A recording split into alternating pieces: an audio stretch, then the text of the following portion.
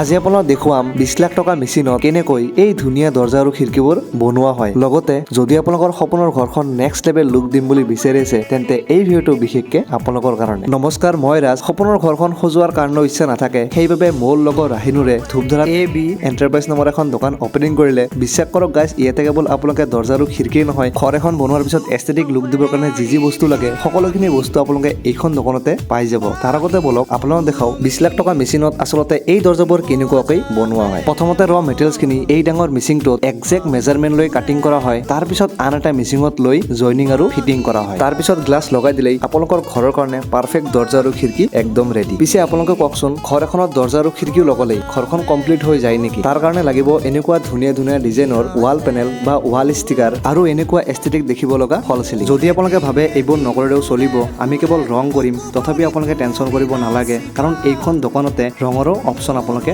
পাই যাব। এই দোকানখন লোকেশ্যন ক'ব গ'লে যদি আপোনালোকে দুধনৈ গোৱালপাৰাৰ পৰা যদি আহে তেতিয়াহ'লে অভাৰ ব্ৰিজৰ সন্মুখতে পাব এই দোকানখন। আৰু যদি আপোনালোকে গুৱাহাটীৰ পৰা আহে তেতিয়াহ'লে এক্সিছ বেংকটো এৰি আহিয়েই আপোনালোকে এইখন দোকান দেখিবলৈ পাব। পিছে আপোনালোকে ধূপধাৰা AB এণ্টাৰপ্ৰাইজত ভিজিট কৰিবলৈ একেবাৰেই নাপাহৰিব।